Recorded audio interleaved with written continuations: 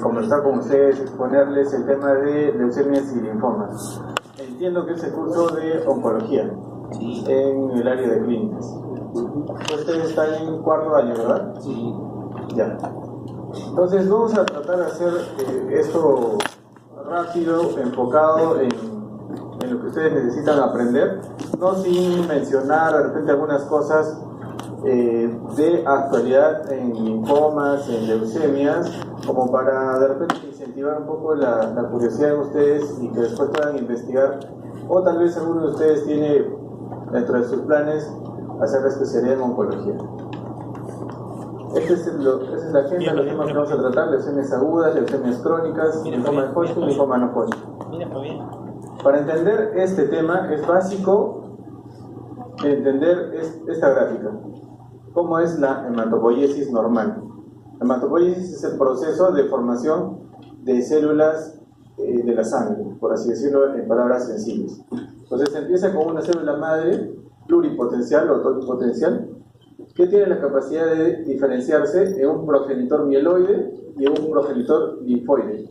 Los progenitores linfoides finalmente darán como resultado final una célula adulta diferenciada que puede llegar a ser un linfocito T, un linfocito B o una célula natural killer. Eso ustedes ya lo conocen del curso de inmunología, o al menos recuerdan algo, tienen alguna noción. Por otro lado están los progenitores mieloides. Los progenitores mieloides pueden dar como resultado, a través de los trombocitos, las plaquetas, los eritrocitos, los monocitos y toda la serie de leucocitos, incluidos los basófilos, neutrófilos y los eosinófilos, que son los polimorfonucleares. ¿Hasta ahí claro todo? Ya, entonces gran parte de la clase ya hemos entendido hasta acá. A partir de acá, de los progenitores, de las células inmaduras, se originan las leucemias. ¿Ya? Las leucemias agudas se originan acá. Y en estas células, bueno, acá no hay nada porque acá no hay núcleo, no hay forma de que se convierta en cáncer, no hay ADN. Igual acá, tampoco hay núcleo. Acá los polimorfonucleares, bueno, pueden dar algún tipo de leucemias crónicas, y sobre todo en la serie linfoide, en las células maduras, es donde se origina la mayor parte de las leucemias crónicas y los linfomas. Entonces, leucemias agudas, leucemias crónicas y linfomas. ¿No? Veamos entonces esta es una gráfica que muestra cómo es la evolución en el tiempo desde los años 70, 68, 70, cuando ninguno de nosotros había nacido todavía, y durante el tiempo cómo es que se ha ido presentando la incidencia de leucemias en general. Esa es una tabla que sale del Registro de Lima Metropolitana. Al 2012, una incidencia de 5.4 por 100.000 habitantes a 6.6 por 100.000 habitantes, más frecuente en hombres que en mujeres. Esa es la curva de mortalidad, que vemos que no, felizmente no va en ascenso como la curva de incidencia. Entonces las leucemias linfáticas agudas, o mejor dicho, las leucemias agudas podemos clasificarlas a su vez en leucemias linfáticas. ¿Recuerdan la primera lámina? Estaban la serie mieloide, la serie linfoide, y los linfoides había linfoides T y linfoides B. Entonces, de las células inmaduras también tienen progenitores. De los linfocitos B tienen sus progenitores, los linfocitos T tienen sus progenitores, y es ahí donde se originan las leucemias linfáticas agudas, que pueden ser de estirpe B o de estirpe T. Y hay algunas que son del fenotipo mixto, que comparten características de los dos. Entonces, esta es una lámina de sangre periférica normal, donde predominan los glóbulos rojos, por ahí uno que otro polimorfo nucleares, que es el hemograma normal. Y esta es una lámina periférica de una leucemia, donde predominan los glóbulos blancos y principalmente unas células que van a ser patognomónicas de la leucemia aguda, y son los blastos. Entonces, leucemia aguda se origina progenitores, y la célula o la marca patognomónica, el signo patognomónico de la leucemia aguda es los blastos, que pueden ser linfoblastos B o linfoblastos T, o pueden compartir ambos de estos. Bueno, parte de la epidemiología, 1 a 5 casos por 100.000 habitantes en el mundo. La leucemia de células B representan 2/3 de las leucemias linfáticas agudas, 3/4 de estas leucemias linfáticas agudas células B o de linfocitos B o de progenitores de linfocitos B ocurren en menores de 6 años. Entonces, una leucemia predominantemente de adultos o de niños. La leucemia linfática aguda de células B predominantemente afecta a los niños. También ocurre en adultos y vemos con mucha frecuencia en el hospital, en el INEM. ¿Cuáles son las características patológicas de esta enfermedad? Bueno, principalmente los blastos, ¿no? Y el truco está en identificar el tipo de blastos.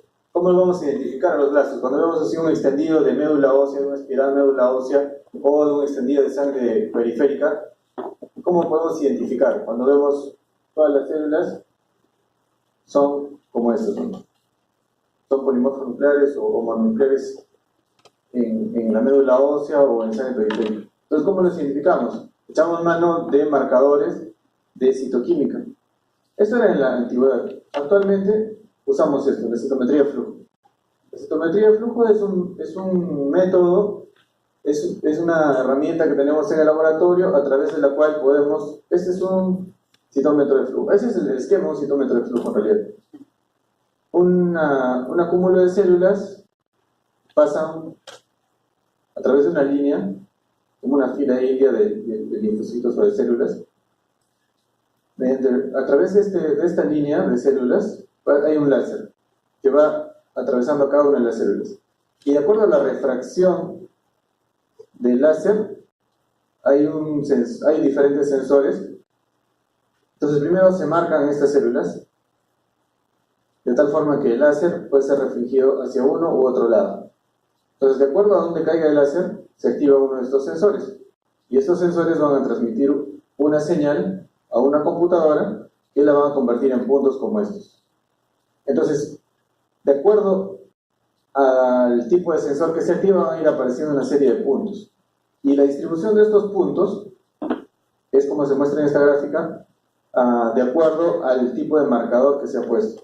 Por ejemplo, si yo he puesto el marcador A en este sensor y el marcador B en este sensor, entonces acá puedo yo determinar o establecer previamente en la computadora que este es el marcador de A y este es el marcador de B. Entonces, la distribución de estos puntos va a ser en función de la intensidad y de la frecuencia y la cantidad de células que han marcado hacia uno u otro lado.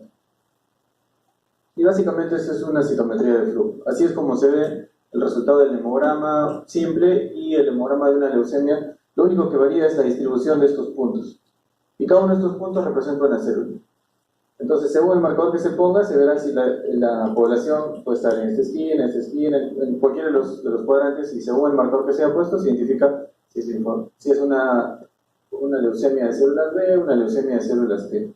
Esos son los marcadores con los que se juega en el citómetro de flujo y en la distribución de los recuadros de la computadora. Los antígenos que tienen las células B y que los van a definir y que los tienen en su superficie, como por ejemplo, ustedes van al hospital, encuentran a alguien de blanco o una bata blanca, ¿qué piensan? ¿Es una enfermera? ¿Es un médico? Es un médico. Si ven a alguien de turquesa, ¿qué van a decir? ¿Es una enfermera? ¿Es un médico? Es una enfermera. Entonces, de igual manera, estos marcadores de la superficie de las células los pueden identificar. De tal forma que si nosotros encontramos un acúmulo de células en una cantidad fuera de lo normal, que tiene estos marcadores, CD19 positivo, CD79 de citoplasma positivo, CD22 de citoplasma positivo, entonces podemos inferir de que esto es una característica o está caracterizando una población de linfocitos de estirpe o de linfoblastos de estirpe B. Los linfoblastos de estirpe T generalmente son CD3 positivos y los blastos de estirpe mieloide pueden marcar CD13, CD33 y mieloperoxidasa. Ya, esto es en general, no tienen que memorizarlo, con que me entiendan más o menos o la idea de lo que estoy diciendo, está perfecto. Pero, ¿qué otras características tienen las leucemias agudas? ¿O qué más nosotros estudiamos en las leucemias agudas? Estudiamos esto. Esto es, todos conocen esto, cuando no tienen una idea, esto es un cariotipo. El cariotipo no es más que tomarle la foto a los cromosomas que están en metafase, recortar esa foto y ordenarlos de acuerdo a su tamaño. Están los pares de cromosomas del 1 al 23, con cromosomas sexuales. Pero en esta foto encontramos que el cromosoma 9 tiene un brazo más largo y el cromosoma 22 tiene un brazo más pequeño. ¿Qué ha ocurrido? Ha ocurrido esto. La translocación del 9-22. ¿Alguien sabe, recuerda o ha escuchado algo de la translocación 9-22? La translocación 9-22 es la translocación que se descubrió luego de las bombas de Hiroshima, Nagasaki. Cuando hay accidentes nucleares aparecen estas alteraciones genéticas. Y esta translocación 9-22 es conocida como el cromosoma Filadelfia, por el lugar donde fue descubierto. Entonces, el cromosoma Filadelfia es es una característica de algunos pacientes o de algunos subtipos de leucemia linfática aguda de células B. ¿Ya? Entonces, básicamente hacemos el estudio citogenético y el estudio molecular para caracterizar a las leucemias agudas células B. Finalmente, el estudio molecular también hacemos un PCR para determinar la cantidad de transcriptos de esta translocación. No solamente decimos si tiene o no el cromosoma Filadelfia, sino en qué proporción. El 80%, el 100%, porque en el transcurso del tratamiento ese porcentaje tiene que disminuir o llegar a cero. Avancemos. Entonces ya vimos leucemia linfática aguda o leucemia linfoblástica de células B. De células T y de células B lo que diferencia son los marcadores que ya vimos hace un momento. La leucemia mieloide aguda representa el 80% de las leucemias en adultos, menos del 10% de las leucemias en niños, y la incidencia en la población en general es de 3 a 5 casos por 100.000 habitantes, la edad promedio es en 65 años y la relación hombre-mujer es 5 a 3. Entonces podemos decir que las leucemias linfáticas son más frecuentes en niños o en adultos. Las leucemias linfáticas Niños. en niños. Las leucemias mieloides es más frecuente en adultos. ¿Ya?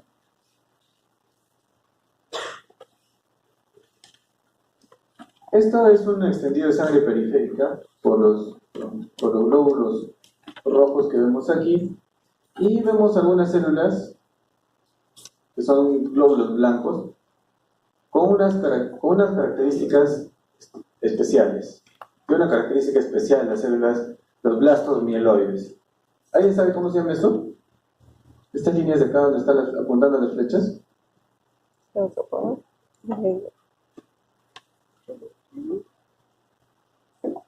Creo que las justas no ven. Son los cuerpos de Auer y son acúmulos de fragmentos dentro de las células que les dan una peculiaridad a los blastos mieloides. Entonces, un tecnólogo o un patólogo clínico que vea un extendido de lámina periférica o una médula ósea con estas células que tienen los cuerpos de Rod-Auer, entonces, sin hacer más estudios, probablemente ya tenga claro que eso es una leucemia mieloide aguda.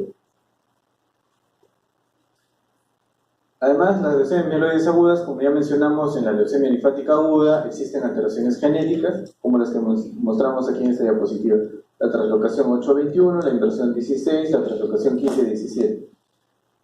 En general esta es de bastante buen pronóstico, pero esta específicamente, la translocación 15-17, es la que caracteriza a la leucemia promielocítica aguda. La leucemia promielocítica aguda, y por eso lo he puesto aquí en azul, es una leucemia mieloide que tiene el mejor pronóstico. O sea, si alguien quiere que le dé una leucemia alguna vez, que sea la leucemia promielocítica aguda. Porque esta es la leucemia aguda que con mayor probabilidad se va a curar. El problema con las leucemias promielocíticas agudas es que cuando debutan, tienen muchos problemas de coagulación. Entonces, cuando se diagnostican, tiene hemorragias, tiene petequias, equimosis, sangrado digestivo, sangrado epistaxis, hasta sangrado, hemorragia cerebral puede tener. El problema es entonces, con la leucemia promielocítica aguda, es la discrasia sanguínea o el síndrome de coagulación intravascular diseminada que puede ocasionar. Esto es una emergencia oncológica. Entonces, si alguna vez ustedes escuchan leucemia promielocítica aguda, ese paciente, como sea, tiene que llegar al hospital del niño o al INEM. Si es que está en un hospital del Ministerio del MINSA. O si está en un hospital de salud, tiene que llegar inmediatamente, lo más rápido posible, a un hospital de mayor complejidad donde puedan ser tratados.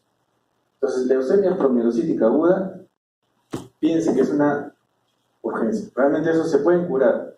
Es un cáncer que se puede curar, pero hay que actuar rápido.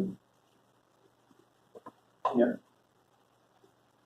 Bueno, ya les adelanté un poco el cuadro clínico de las leucemias, epistaxis, bueno, todo tipo de hemorragias, palidez, fiebre, astenia. Mucha gente empieza con un cuadro febril, piensa que es un resfriado, que no pasa, una neumonía, está perdiendo el tiempo y dando vueltas y al final lo último que él toma es un hemograma.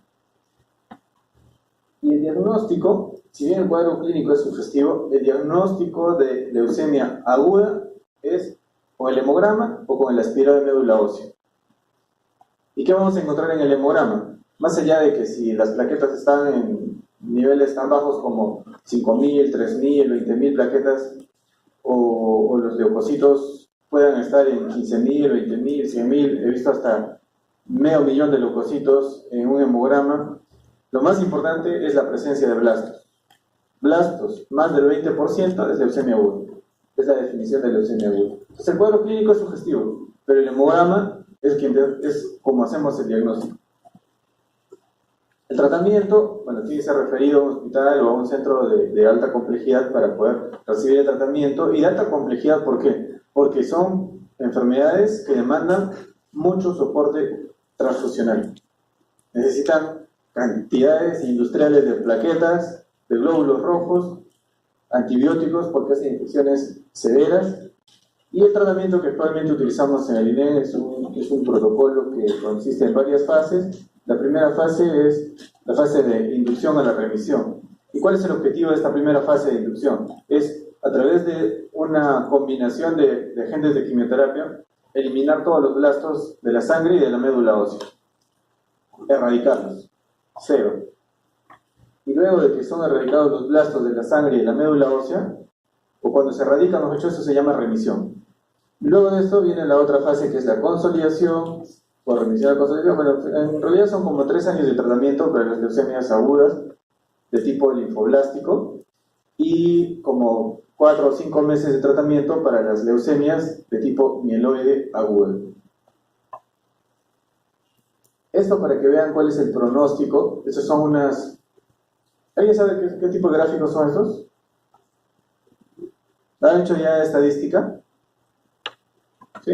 Bueno, en los cursos de estadística normalmente enseñan estos tipos de gráficos y esta es una curva de Kaplan y Meyer, donde vemos aquí el tiempo, es una línea del tiempo, 0, 12, 24, 36 meses, y para arriba en el eje de las Y podemos ver el porcentaje de pacientes que están vivos. Vivos porque dice sobrevida global, y acá es el porcentaje de pacientes que no han hecho ningún evento, y acá hay pacientes que no tienen enfermedad. Entonces acá empieza en 100%, pero conforme pasa el tiempo, esta primera curva vemos que se hacen cada vez más pequeños, o sea, disminuye el porcentaje de pacientes vivos. ¿Qué quiere decir? Que en todo este proceso van muriendo pacientes. La curva disminuye o baja o desciende cuando pacientes van falleciendo, cuando hablamos de sobrevida global. Esto de repente puede verse un poco dramático, pero para tratarse de una enfermedad como la leucemia aguda, con altas tasas de mortalidad y de complicaciones, con el protocolo, con este protocolo de manejo que tenemos en el hospital, se pueden alcanzar, podemos lograr que a 10 años de seguimiento, aproximadamente, más de la mitad de los pacientes estén vivos. Y eso no es nada despreciable.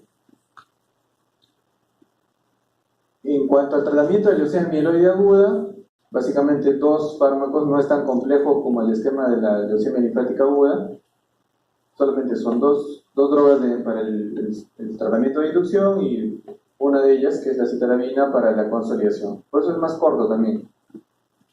Estas son las curvas de sobrevida para pacientes menores de 60 años con diferentes regímenes de tratamiento, pero en general la evolución es casi la misma, ¿no? Como que 40% a los 6-7 años.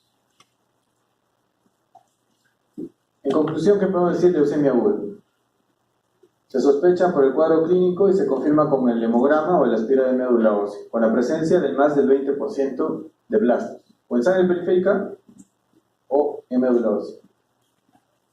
Una vez que tenemos la sospecha o corroboramos de que se trata de una leucemia aguda, tenemos que establecer todo un plan de trabajo. Esto corresponde a hacerlo en un hospital de mayor complejidad.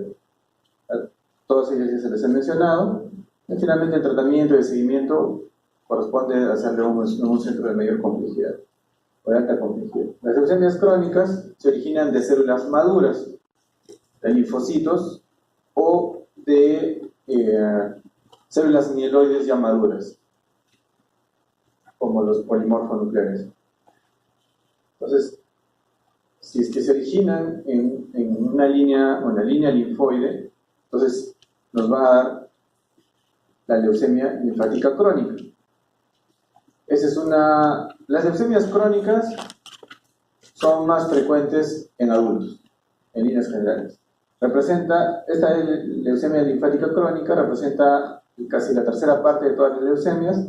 Es más frecuente, discretamente más frecuente en varones que en mujeres, y la incidencia va entre 3 a 6 casos por 100.000 habitantes. El cuadro clínico, lo más resaltante, las leucemias linfáticas crónicas son las adenopatías, pues en ganglios, en el cuello, en las axilas, en la ingle. Puede haber hepatomegalia, esplenomegalia y los síntomas B. Los síntomas B que lo vamos a encontrar en las leucemias linfáticas crónicas y en los linfomas. Entonces, los síntomas B ocurre hablando de leucemia linfática crónica, entre el 5 a 10% de los pacientes. Y estos son los síntomas B: pérdida de peso de más del 10% en 6 meses, en los últimos 6 meses, temperatura más de 38 grados por 2 semanas sin haberse detectado una causa infecciosa, sudoración profusa, escalofríos, astenia o fatiga extrema. Entonces, si tienes estos síntomas, califican dentro de los síntomas B que acompañan a la leucemia linfática crónica. El cuadro clínico, además de los síntomas B, puede haber, como ya les dije, adenopatías, hepatoesplenomegalia, lesiones en la piel, y básicamente lo que podemos ver en el laboratorio y lo que nos preocupa es ver anemia o ver trombocitopenia. Cuando baja la hemoglobina o bajan las plaquetas o hay síntomas B, eso es un indicador de que debemos tratar esta enfermedad. ¿Y por qué menciono esto? Porque no siempre se trata. Bueno, las características patológicas son los linfocitos atípicos o anormales, que pueden haber incluso en sangre periférica, pero también en médula ósea. La citometría de flujo, vemos acá este cúmulo de células que comparten esta característica de que CD20 positivo, FLI y CD5 positivos. Ahí está, CD5 positivos, CD23, CD20 positivos. Entonces, todo este cúmulo de células corresponde a una población de leucemia linfática crónica. Otra de las características patológicas es que pueden haber algunas alteraciones genéticas, moleculares, como la deleción del cromosoma 17p. ¿Y por qué es importante esta deleción? No solamente porque está ahí en el microscopio o porque está ahí en el cariotipo, sino porque las curvas de sobrevida realmente son diferentes. Los pacientes que tienen leucemia linfática crónica con esta deleción o sin la deleción, entonces los que tienen deleción del 17p menos del 50% viven más tiempo en promedio que aquellos que tienen una mayor proporción de la deleción del 17p. Entonces son pacientes con peor pronóstico. Estos son los estadios o las formas de clasificar a los pacientes que tienen leucemia linfática crónica. Y acá menciono lo que les decía hace un momento: no todos requieren tratamiento. Estos de riesgo bajo, que solamente tienen linfocitosis en el hemograma o en la médula ósea y no tienen más otra alteración, pues no requieren tratamiento, pueden estar ahí sus controles con 10.000, 15.000, 20.000 leucocitos, 30.000 leucocitos y no requieren tratamiento. Entonces, leucocitosis no solamente es sinónimo de infección, también puede ser una neoplasia linfoproliferativa, como las leucemias linfoblásticas agudas o la leucemia linfática crónica, que en el estadio 0 tienen solamente linfocitosis. O el estadio 1 y 2 tienen además de linfocitosis, adenopatías, linfocitosis con hepato o esplenomegalia, con o sin linfadenopatías. Estadio 3, linfocitosis con anemia. Estadio 4, linfocitosis con trombocitopenia. Esos son los estadios que generalmente, que de hecho se van a tratar. No es necesario que lo aprendan, pero les voy a dejar en las diapositivas la amplia gama de opciones de tratamiento que existen para este tipo de leucemias. Más tratamiento, más opciones de tratamiento. Y solo para mencionar una de ellas, que actualmente el tratamiento de las leucemias y los linfomas ha evolucionado enormemente. El tratamiento no solamente es quimioterapia, el tratamiento es con terapia dirigida a ciertas alteraciones que existen en estas enfermedades. Por ejemplo, esto es el receptor que está en la superficie de la célula, en la membrana de la célula. Este receptor tiene un dominio intracelular que activa toda una cascada de señalización.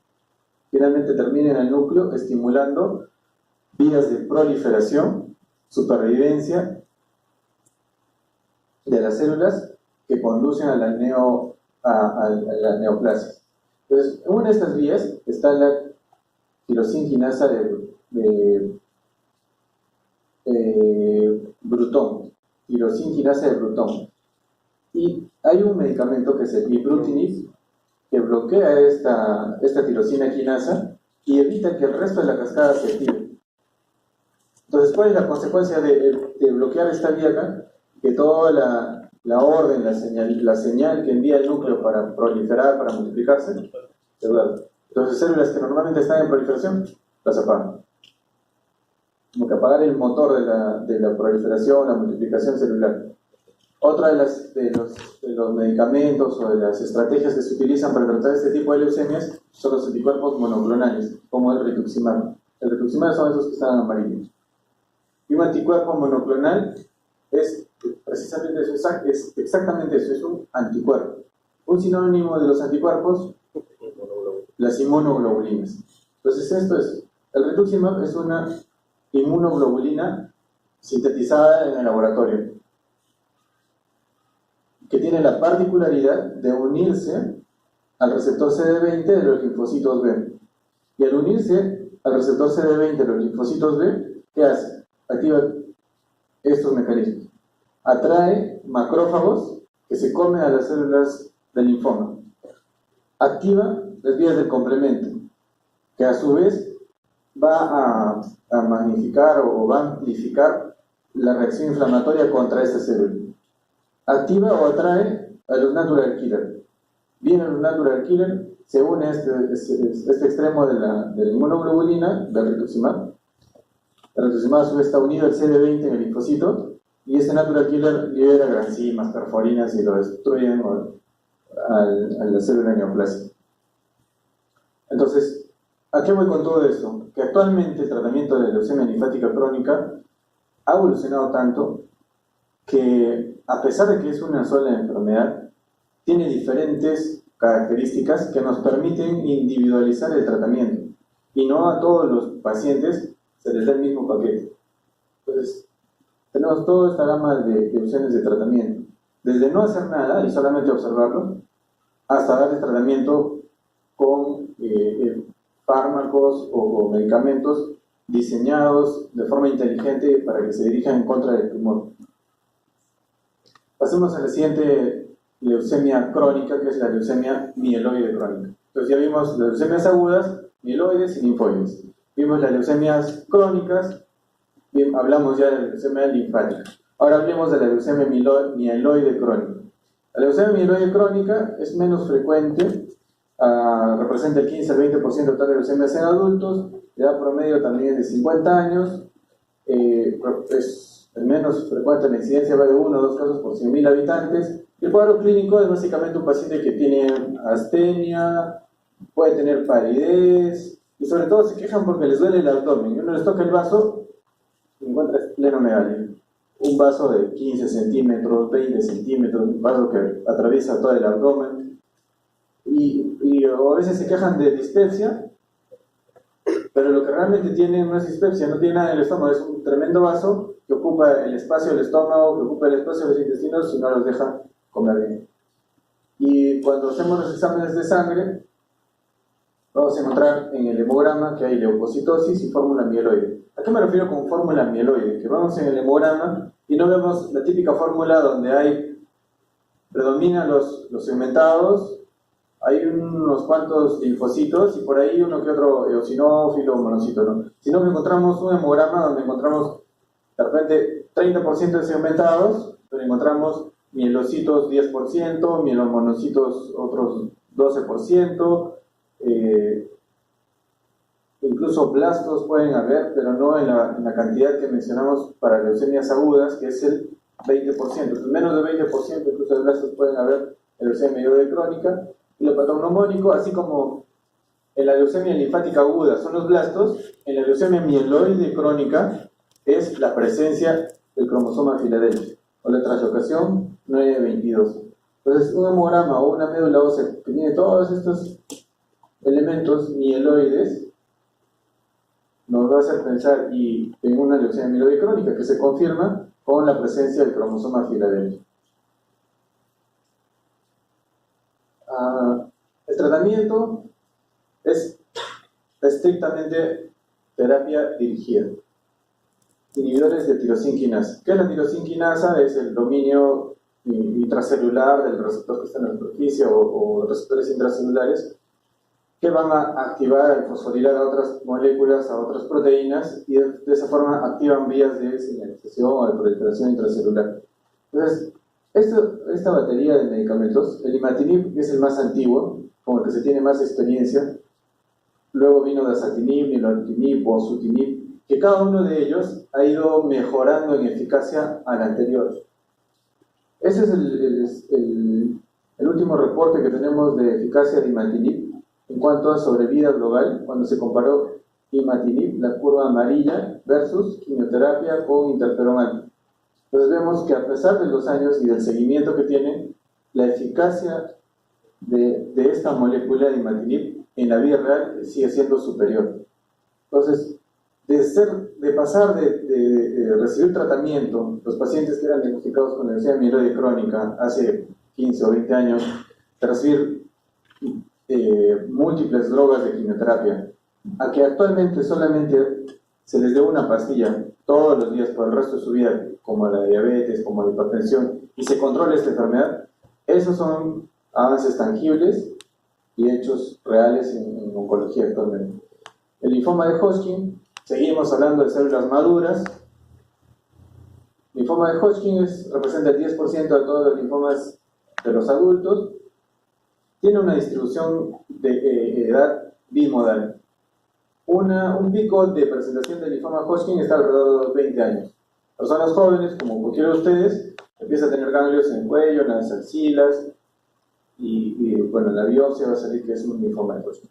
El otro pico de presentación o de edad de presentación es alrededor de los 60, 65 años. Entonces, en el linfoma de Hodgkin hay una edad de presentación o un pico de presentación a los 20 años y otro a los 60 años.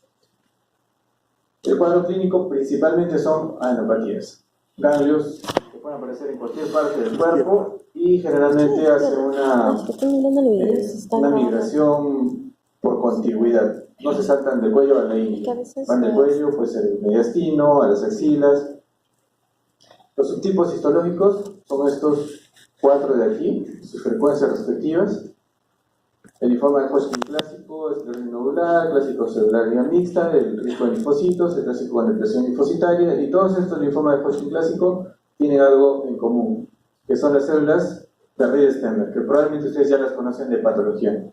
Entonces estas células en ojos de búho o Riedestemmer son las patognomónicas del linfoma de Hodgkin. Ese es el sistema de estadiaje, y por eso les decía que la distribución, la migración del linfoma es por contigüidad, el linfoma de Hodgkin. El estadio 1 es cuando solo está comprometida un grupo ganglionar, que en este caso en el gráfico está, por ejemplo, la axila. El estadio 2 es cuando hay más de un grupo ganglionar, puede ser 2, 3, 4, pero a un mismo lado del diafragma. Entonces hay 1, 2 y el cuello 3. El estadio 3 es cuando hay compromiso de grupos ganglionares que están a ambos lados del diafragma, que puede ser la ingle, las axilas. Y estadio 4 es cuando, además de tener grupos ganglionares, compromiso ganglionar, tienen compromiso de un órgano extraganglionar. Puede ser el hígado, por ejemplo, el intestino. Es más raro. El estadio 4 en linfoma de Hodgkin es mucho más raro. Y dentro de los estadio 4 en linfoma de Hodgkin, lo más frecuente es que haya compromiso de la médula ósea, infiltración de médula ósea. En relación al tratamiento, la piedra angular para nosotros, de acuerdo a los medicamentos que disponemos en el país, está la adriamicina, bleomicina, biplastina, dacarbazina, el famoso ABVD. Esta combinación de ABVD da estas curvas de sobrevida. ¿Recuerdan ustedes las curvas de sobrevida de las leucemias que venían por acá? Miren ahora las curvas de sobrevida del linfoma Hodgkin. Entonces, solamente viendo estos gráficos ya pueden ver cuál es el mejor pronóstico. ¿Las leucemias agudas o la enfermedad de Hodgkin? Enfermedad de Hodgkin, ¿no? Claramente está acá. Por encima del 80% de supervivencia.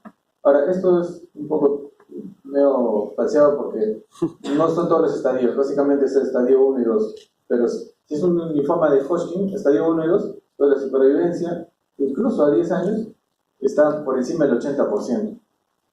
Finalmente, el linfoma no Hodgkin, que es una enfermedad sumamente heterogénea. Y puedo decir que tal vez haya más subtipos de linfoma no Hodgkin que los alumnos que están en esta clase en este momento. Solo en Lima, entre el año 2010 y 2012, que es el último registro que tenemos del registro de cáncer de Lima metropolitana, diagnosticaron alrededor de 3.000 casos nuevos. La incidencia está entre 10.4 casos por 100.000 habitantes y el cuadro clínico es similar a la enfermedad de Hodgkin. Tiene neuropatías, pero esta enfermedad es mucho más agresiva. Puede incluso presentarse en la forma de emergencias oncológicas, como el síndrome de obstrucción de vena cava superior, porque crece un conglomerado ganglionar en el mediastino que colapsa la vena cava y eso se convierte en una emergencia oncológica. No sé si harán esa clase después, pero la obstrucción de la vena cava, ¿por qué es una emergencia oncológica? Porque está obstruyendo el retorno venoso prácticamente la mitad del cuerpo, ¿no? Las extremidades superiores, los miembros superiores y el cuello, la cabeza. Puede debutar con compresión medular, porque hacen masas paravertebrales que van a infiltrar las vértebras e incluso pueden llegar a comprimir la médula espinal. Pueden ocasionar obstrucción de vía aérea cuando se origina, sobre todo en los órganos linfoides del anillo de Walderia, en la amígdala palatina, en el paladar o en la nasofaringe. Entonces, ese tipo de masas pueden obstruir la vía aérea y eso son emergencias oncológicas. Pueden producir uropatía obstructiva porque hacen masas retroperitoneales que ahogan los uréteres. Pueden también debutar con síndromes paraneoplásicos, como hipercalcemia maligna. Pero así como les dije que en linfoma no Hodgkin la variedad de subtipos histológicos es tan amplia como la cantidad de personas que hay en este salón, y puede haber linfomas tan agresivos que pueden debutar con todos estos síndromes, también hay linfomas no Hodgkin que son tan indolentes que ni siquiera necesitan tratamiento. Y así como la leucemia linfática crónica, los observamos y nada más. Y no necesitamos hacer nada más. Hay otros que incluso se pueden curar con antibióticos, como los linfomas de tipo MAL, limitados a la mucosa del estómago o a la mucosa de la conjuntiva. Entonces, en agresividad y en variedad es muy amplio. Esa es una masa retroperitoneal, por ejemplo. Aquí tenemos una tomografía donde se ve el hígado, la vesícula, el vaso está grande, es un vaso normal, los riñones, la aorta, y esa es una masa, un conglomerado de ganglios retroperitoneales. o algunos por acá, algunos ganglios, adenopatías mesentéricas. Esta es otra tomografía del tórax, donde vemos, este es el bronquio izquierdo, bronquio derecho, el esternón, la vértebra, una vértebra dorsal, los pulmones, y vemos toda esta masa o este conglomerado ganglionar en el mediastino, que pueden estar comprimiendo la vena cava, pueden comprimir, incluso pueden desplazar el corazón, pueden producir derrame pericárdico, derrame pleural, y todas las complicaciones torácicas que se pueden imaginar.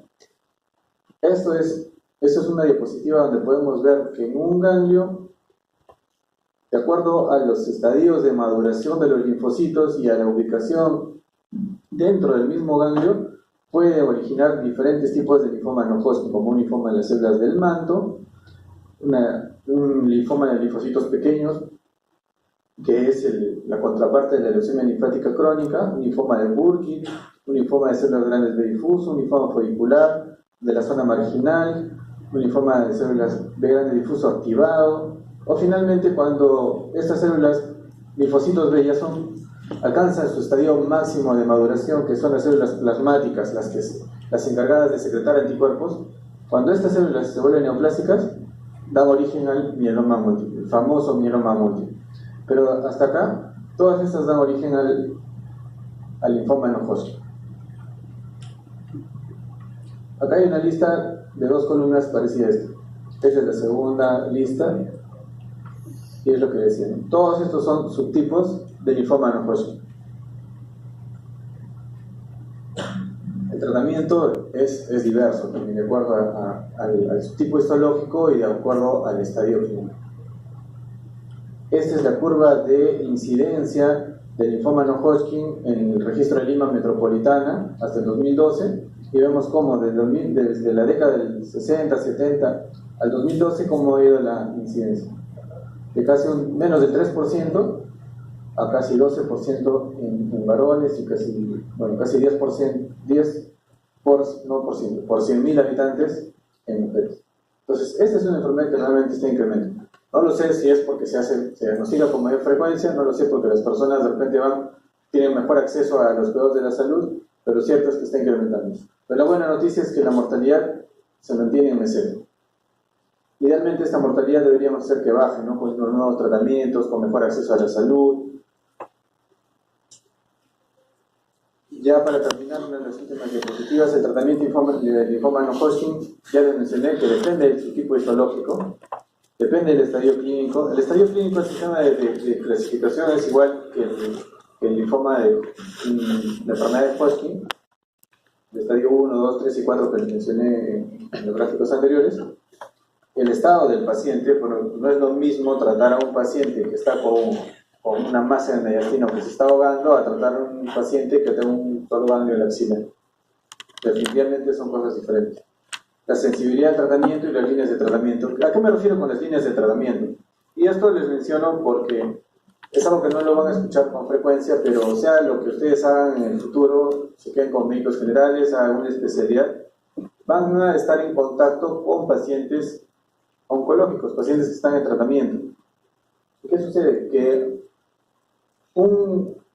un régimen de tratamiento, como en la tuberculosis, por ejemplo, existe el esquema básico del tratamiento antituberculoso.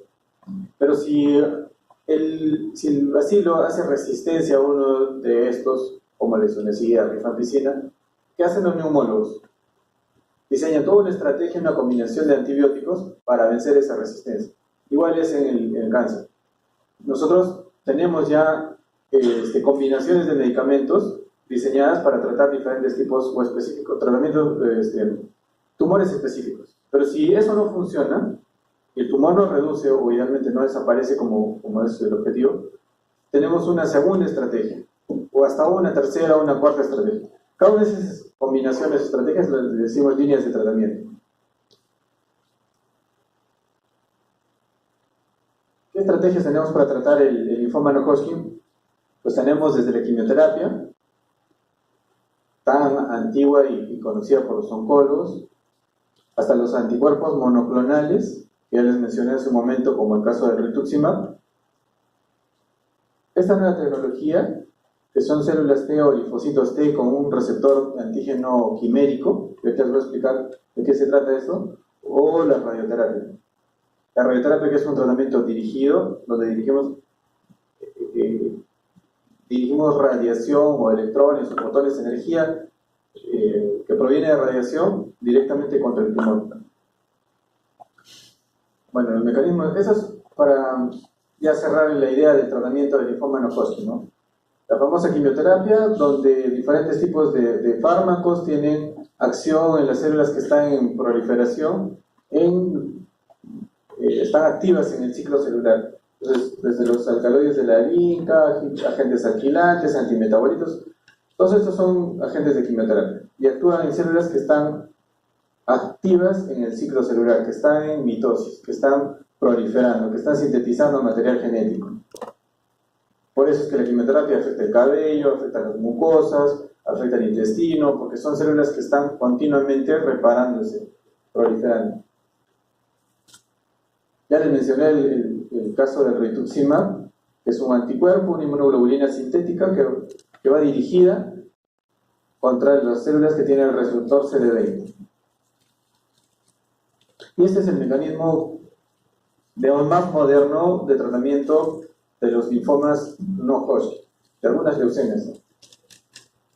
Son los CAR T-cell, o células T o linfocitos T con receptor de antígeno quimérico. ¿En qué consiste? Al paciente, a través de una aféresis, o sea, se saca sangre y se filtra solamente linfocitos T. ¿Cómo sabemos que son linfocitos T? Porque los hemos visto que son CD3 positivos. Puede ser por una citometría de flujo, por ejemplo, o por un citómetro de flujo que está conectado al extractor de sangre del paciente. Entonces se filtran estas células en unas bolsas, células linfocitos T del paciente, y se llevan al laboratorio. Y en el laboratorio se produce la transfección del material genético a través de un retrovirus que se une, se fusiona con estos linfocitos T, les inyecta su material genético, y este material genético les permite insertar una secuencia de aminoácidos que van a formar parte del receptor que está en la superficie del linfocito T. Entonces, estos receptores que están en la superficie del linfocito T, ¿para qué sirven? Sirve para unirse a otra célula o a una bacteria o a un tumor o a un parásito o lo que sea.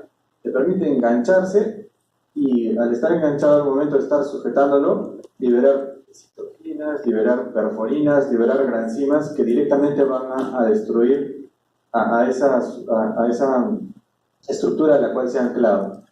Entonces, esas anclas son las que se diseñan en el laboratorio.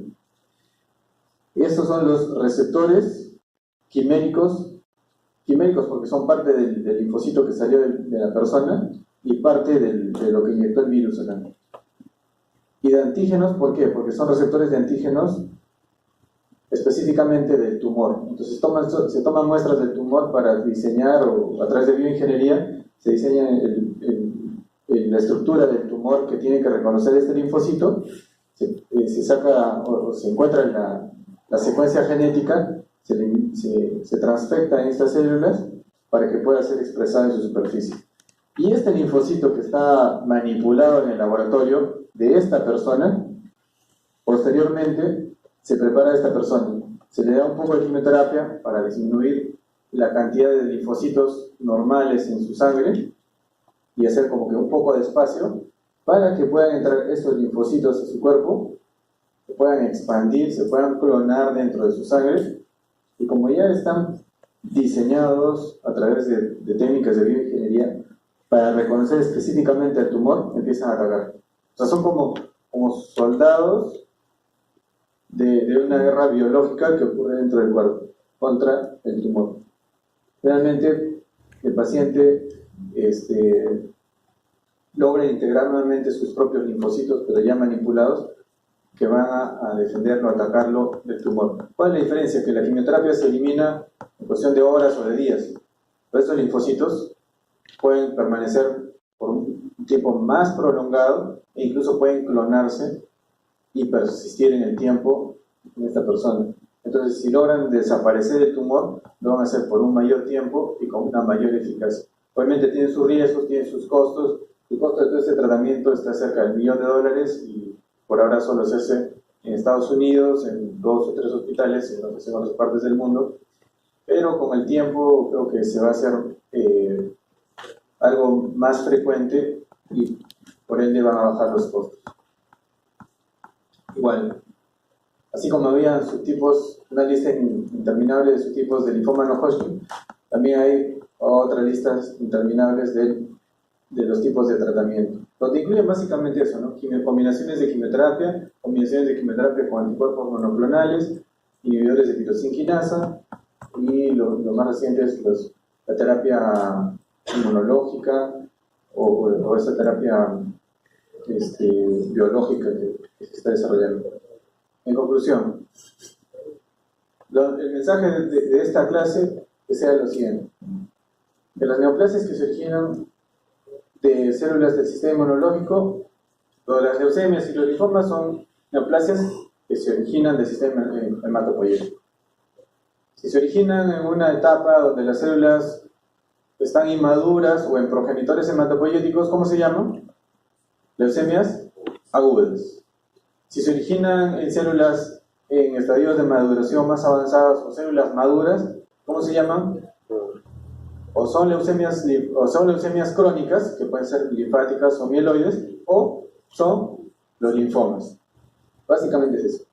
Las leucemias agudas son una emergencia oncológica. Donde quiera que estén, escuchan leucemia aguda y ese paciente debe recibir tratamiento lo más pronto posible. Si es posible en horas o en pocos días.